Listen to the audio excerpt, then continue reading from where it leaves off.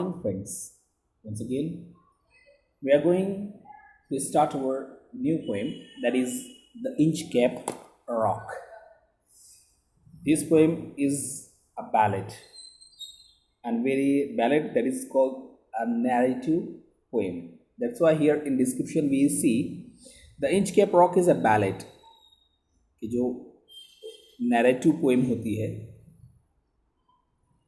अफसानवी जिसे हम लोग कह लें. It's the story of the 14th century attempt by the abbot of Aberbrothok to install a warning bell on Inchcape, a notorious sandstone reef about 11 miles, that is 18 kilometers off the east coast of Angus, Scotland. तो ये abbot of Aberbrothok एक मजहबी पेशवा इनका एबरब्रोथॉक नामी एरिए में, जहाँ पर ये इसने एक इंस्टॉल किया था, लगाया हुआ था एक बेल जो कि वार्निंग बेल थी.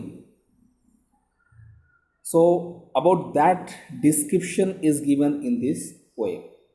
सो surely we can call this poem as a ballad and as an imagery poem, and the poem is very much simple.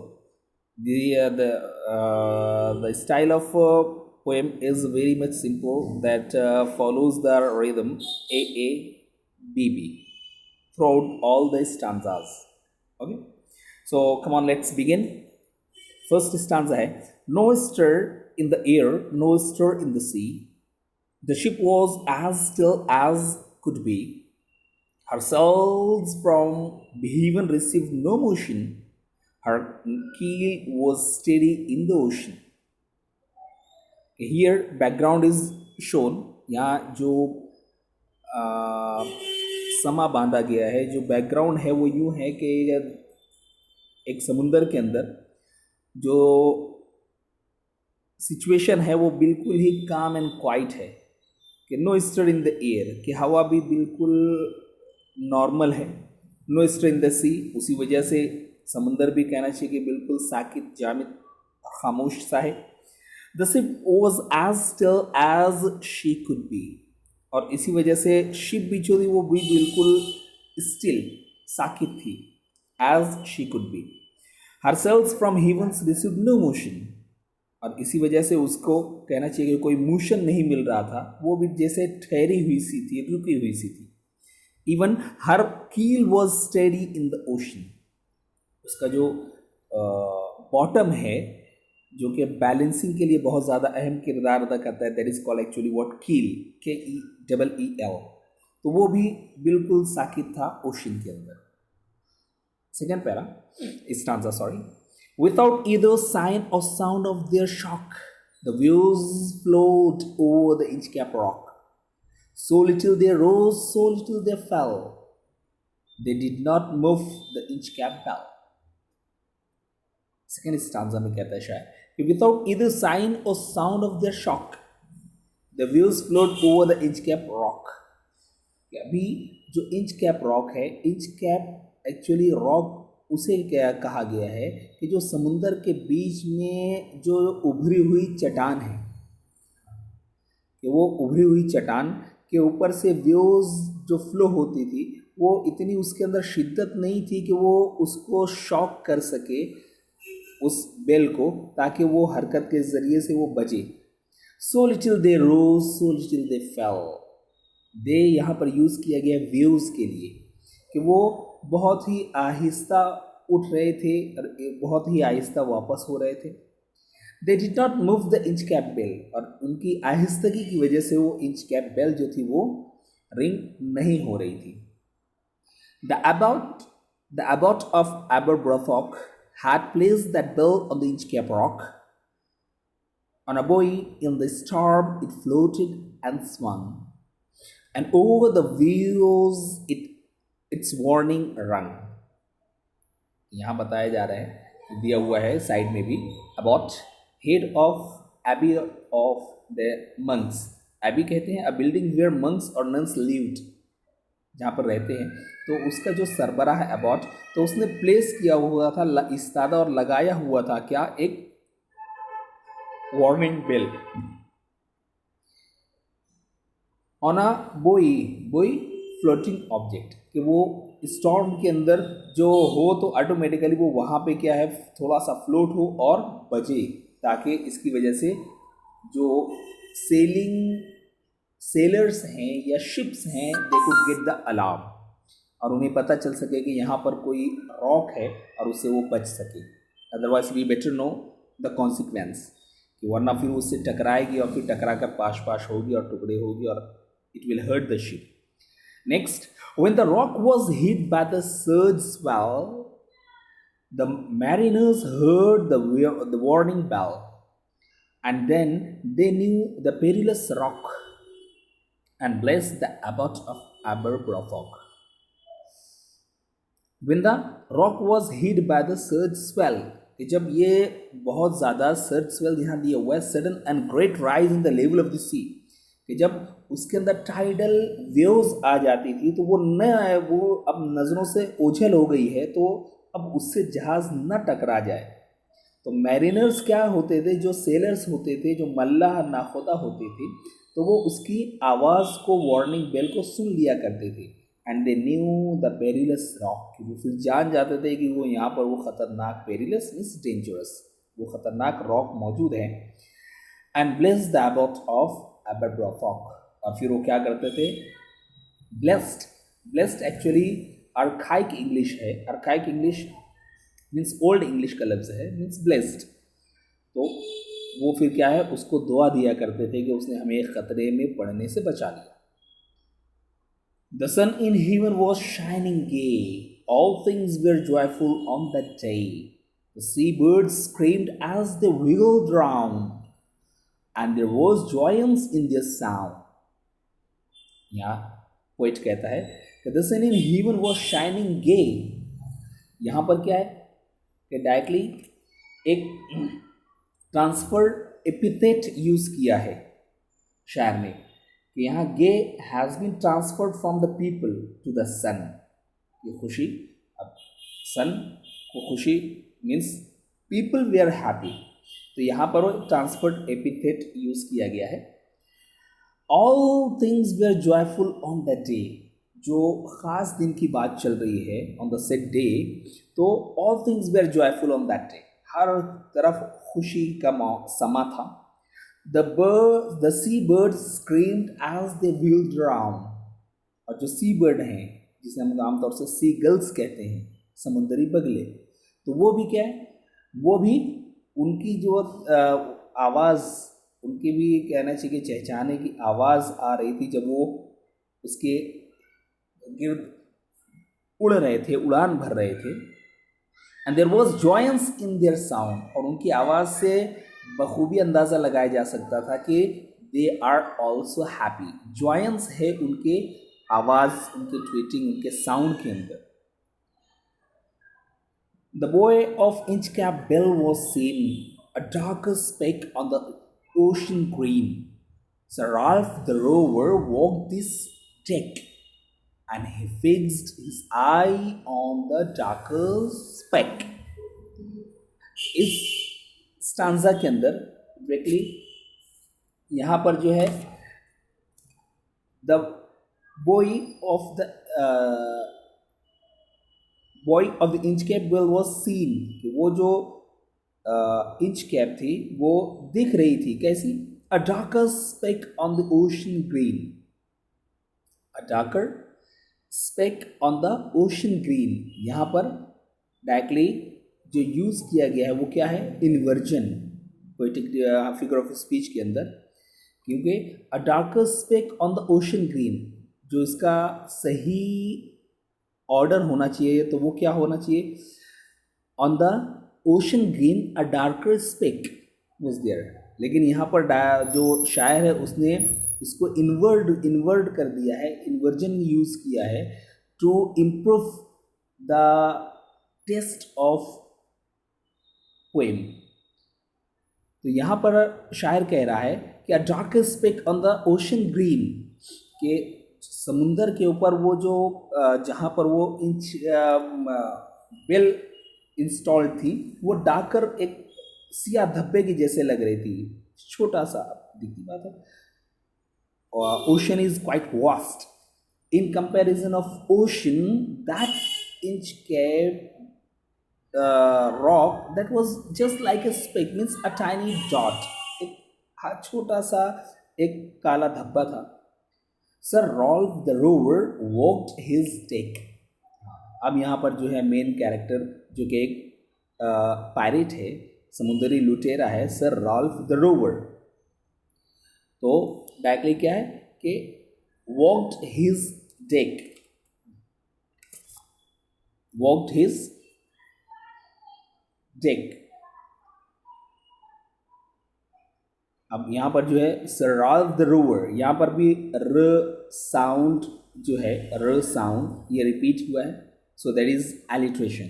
Alliteration we have done in our 11th as well, के repetition of the same sound at the beginning of two consecutive words. So Sir Ralph the Rover walked his deck. तो जो समुद्री लुटेरा था जिसका नाम sir Rolf the rover, तो वो अपने अरशे के ऊपर, डेक अरशा, उसके ऊपर वॉक करके हुए आता है. And he fixed his eyes on the darkest speck. और वो क्या है, उसी सियाह नुक्ते को बहुत बगौर देखता रहा. He felt the cheering power of spring. It made him whistle, it made him sing. His heart was mirthful to excess, but the roar's mirth was wickedness. Stanza के अंदर भी शायर बहुत ज़्यादा पोएटिक डिवाइसेस यूज़ कर रहा है. And we better no कि जितनी ज़्यादा पोएटिक डिवाइसेस और फिगर ऑफ स्पीच होगी, to that extent richer will be the poem. अब यहाँ पर क्या कहता है शायद, he felt the cheering power of spring, कि वो जो इतना अच्छा समा था उसकी cheering power को उसने भी felt किया, उसने भी feel किया. It made him whistle, it made him sing. कि यहाँ पर it made him whistle, कि इस समा ने उसको वो मजबूर किया कि वो विसल करे, सीटी बजाए. इट मेड हिम सिंग, और ये कि वो गाना गाए, गीत गाए. अब यहाँ पर भी क्या है, it made him whistle, it made him सिंग. अब यहाँ पर देखो दो वर्ड रिपीट हो रहा है, it made him whistle, it made him Singh, means यहाँ पर रिपीटेशन है. और वी बेटर नो कि whistle and Singh. Whistle, it is a sound, and whenever a sound is written in any poem, that figure of speech is called as onomatopoeia. So in a single line we can point out two figure of speech, that is onomatopoeia and that is repetition. Okay, his heart was mirthful to excess. उसका दिल भी यहाँ तक कि बहुत ज़्यादा खुश था. But the rover's mirth was wickedness. लेकिन उसकी जो खुशी थी उसके अंदर क्या थी, एक अय्यारी और मक्कारी थी, wickedness. His eyes was on the Inchcape float. Quoth, my men put out the boat and row me to the Inchcape rock, and I'll plague the abbot of Aberbrothock. क्या है कि जब वो उसे देख रहा था, his eyes was on the Inchcape float, वो जो फ्लोटिंग इंचकैप बेल थी उसी के ऊपर उसको उसकी आंखें गड़ी हुई थी. कोथ, ये भी अर्काइक इंग्लिश है, मीन्स ओल्ड इंग्लिश है, मीन्स सेट. क्या कहता है, my man put out the boat, कश्ती निकालो और मुझे उसमें डालो, and row me to the Inchcape rock, और मुझे उस इंच कैप तक के रो मीन्स व्हाट, कश्ती खेना, हाँ कश्ती चलाना. तो मुझे कश्ती कहना चाहिए कि कश्ती चला करके मीन्स पतवार खे करके मुझे वहाँ तक के लेकर जाओ. And I will plague the abbot of Aberbrothok, वो मैं क्या करूँगा कि जो एबॉट ऑफ एबरब्रॉथॉक ने जो लगाई हुई है, I will what, harm that. हाँ, the boat is lowered, the boatman row, and to the Inchcape Rock they go. Sir Ralph bent over from the boat and he cut the bell from the Inchcape float. अब यहाँ पर जो उसने कहा था कि my men, yes, put out the boat, तो यहाँ पर भी क्या है, directly quoth he. Here also alliteration मिल जाएगा आप लोगों को. yes, कौन सा alliteration मिलेगा आप लोगों को? my men, म साउंड का. Okay, good. और इसी तरीके से यहाँ पर इन्वर्जन भी मिलेगा आपको. कैसे इन्वर्जन मिलेगा? my men put out the boat. हाँ, put out the boat, लेकिन यहाँ डायरेक्टली क्या है?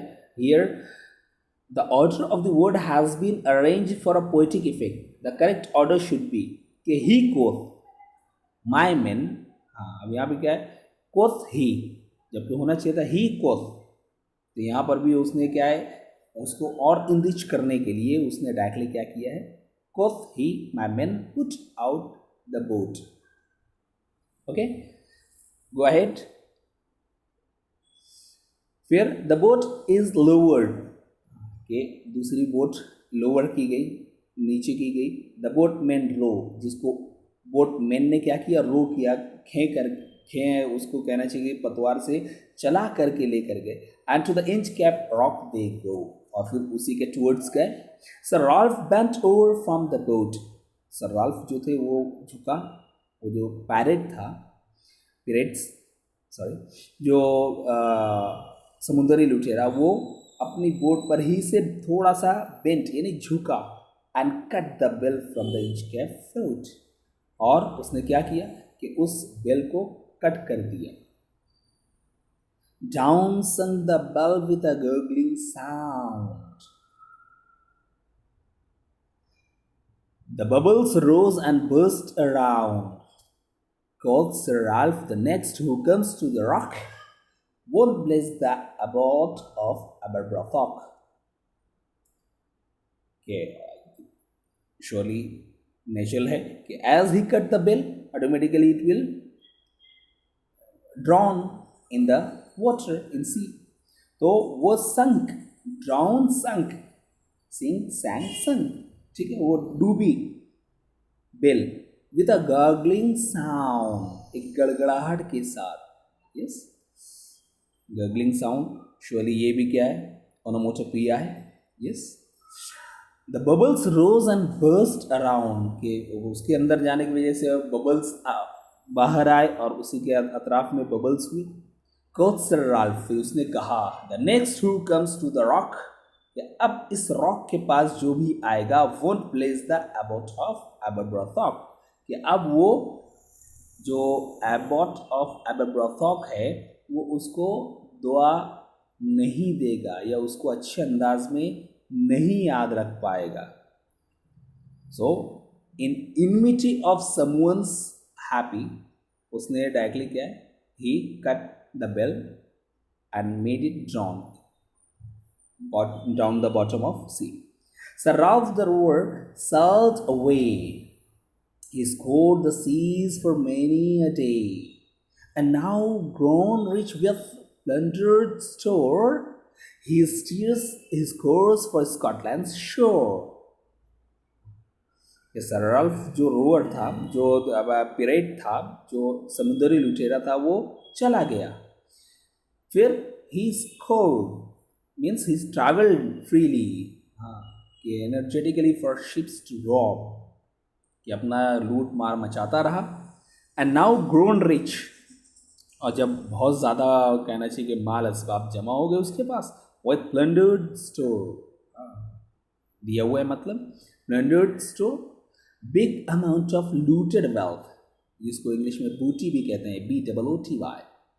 तो यहाँ पर उसने डायरेक्टली क्या है, बहुत बड़ा अमाउंट जमा कर लिया, ज़्यादा मकदार के अंदर जब लूट का सामान जमा कर लिया. He steers his course for Scotland's shore. फिर क्या है, उसने अपना रुख मोड़ा किधर, किस जानिब? स्कॉटलैंड के शोर की जानिब, उसके स्कॉटलैंड के साहिल की तरफ. So thick a haze o'erspread the sky. They cannot see the sun on high. The wind hath blown a gale all day. At evening it hath died away. On the deck the rower takes his stand. Sorry, 4 lines. तो यहाँ पर अभी next इंस्टांसा के अंदर कहता है कि so thick a hedge और स्प्रेड्स द स्काई, कि फिर उस वक्त होता यह है कि एक thin mist, hedge means what, mist यानी कोहरा, जिसके हम लोग आमतौर से फॉग कहते हैं, ठीक है। तो पूरे आसमान पर ऐसे कहना चाहिए कोहर सी छा गई। They can not see the sun on high, यहाँ तक कि सन ऑन हाई, सूरज जो चमकता हुआ ऊंचाई पर था वो भी दिखने से कासिर रहा। The wind have blown a gale all day, और जो हवा भी है काफ़ी तेज़ी से चलती रही। At evening it have dried away, और जब वो इवनिंग में वो भी ख़त्म हो गई। On the deck the rowers takes his stand, so dark it is they see no land. Quoth Sir Ralph, it will be lighter soon, for there is the dawn of rising moon.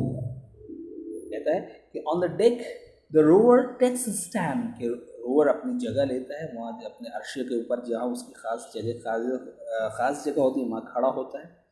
लेकिन अब रात का so dark it is they see no land, इतनी dark जगह, कहना इतना अंधेरा था कि कोई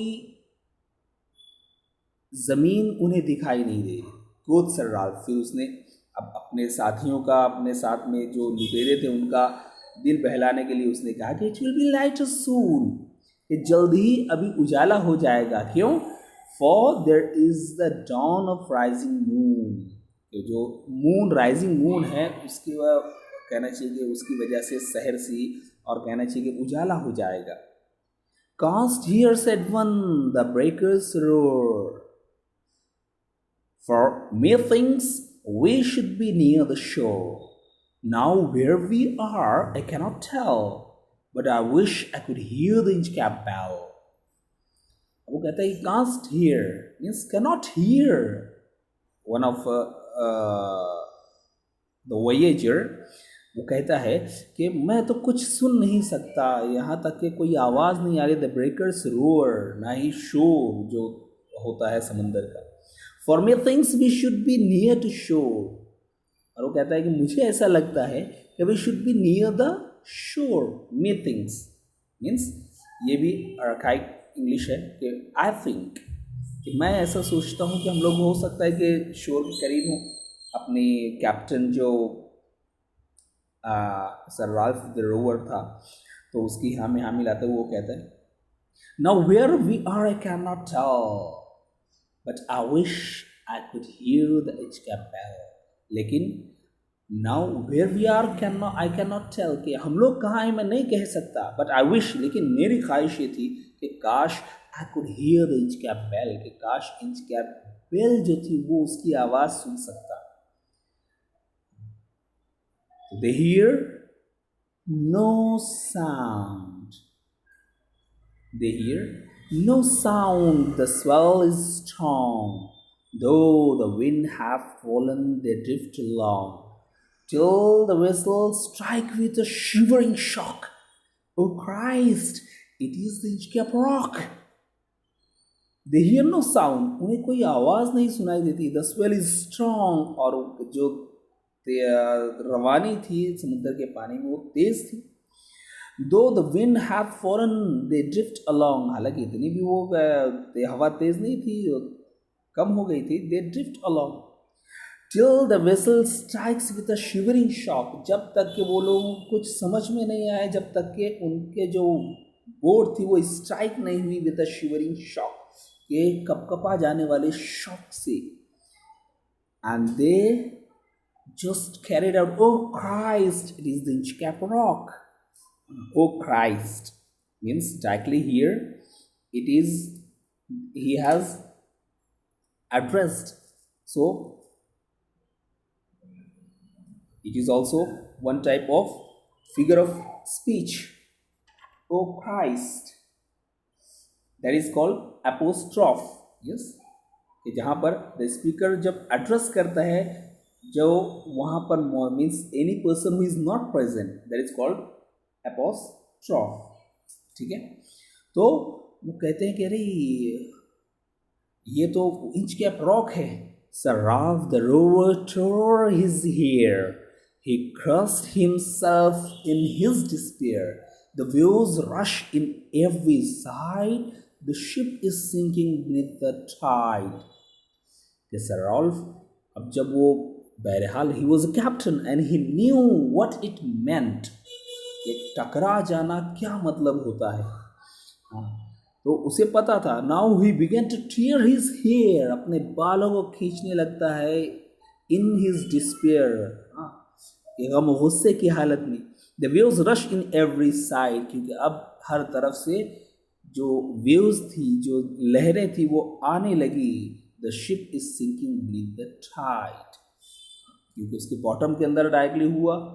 एंड वी बेटर नो कि एक बारीक सा सुराख क्यों नहीं हो जाता है automatically, it will come inside the ship and it will make it drawn. तो इसी वजह से the ship rush, the waves rush in every side, हर तरफ से पानी आने लगा शिप में।